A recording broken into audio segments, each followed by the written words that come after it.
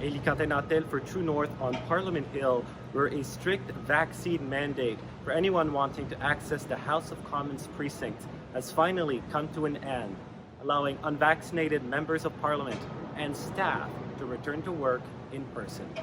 Several people disagreed with this policy, including Saskatchewan Conservative MP Cathay Wagantall, who attempted to defy the mandate but was removed from the precinct. Given that the mandate is now over, she is able to return to work, and I had the opportunity to speak with her in her parliamentary office. Can you start by telling me how it feels to be allowed back into your office? Amazing. On a personal level, the fact that I even have to hear the word allowed raises a certain amount of angst in my heart when you realize the draconian measures that were taken in regard to members of Parliament and their office, but very glad to be back here. Were you surprised by the Liberals' mandate announcement? Did you think it would come this quickly?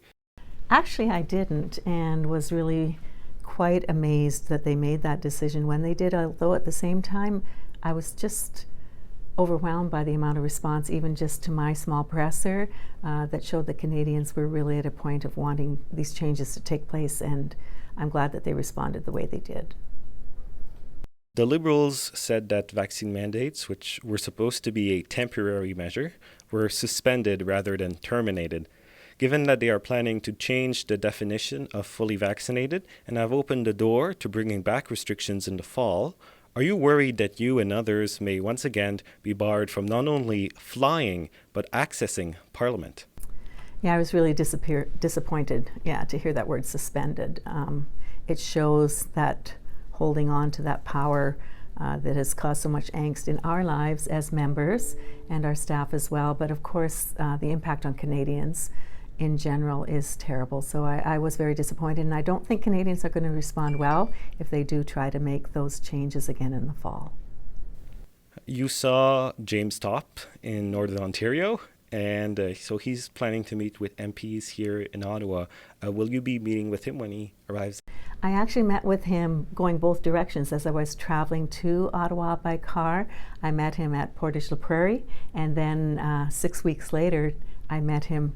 I was heading back home, and he was on his way here around Thunder Bay. So we've met twice and had good conversations. I've helped him out with a couple of things, and he's aware that I'm not able to be here personally, but we have talked extensively, and I've encouraged my colleagues to meet with him as well, and staff. So I think he's good, and I'm just excited to have him come and really encourage my colleagues to go out and spend some time with him. Do you think the Freedom Convoy had anything to do with last week's announcement, or do you think it was other factors such as the chaos at airports? I think they had an impact, absolutely, and as we're hearing the outcome of the investigations, where we're seeing that the Liberals were basically telling falsehoods about what the convoy was doing and the impact that they were having. So I have always encouraged them to say that what they did made a difference. It certainly did at the provincial level and enabled things to begin to open up there. And I can tell you, as I drive home, or have been driving home, I don't need to anymore, it amazes me the number of Canadian flags that are still along that route. So I just really encourage them for what they've done. Conservatives only really started pushing for an end of vaccine mandates once Erin O'Toole was ousted as leader. Under his leadership, the party had been criticized for not defending Canadians' personal health choices, while Trudeau was making vaccines a wedged political issue. Do you think had the Conservative Party stood up against mandates in August 2021 rather than February 2022, Canadians may be better off today? That's a very good question, Elie. Actually, I have to say that I feel that was a significant error on the part of our leader at the time, and the decisions that were made around the campaign. Definitely that angst was there across this country. I have to say, though, I'm really, really pleased with the approach that our colleagues took in the House in the last months, and it made a significant difference. So I am glad that in spite of that, we were able to do what we should have been doing and really held him to account in the House. I guess a final question. You have received a lot of support from your caucus colleagues and other MPs as well. We saw unvaccinated MPs yesterday get standing ovations.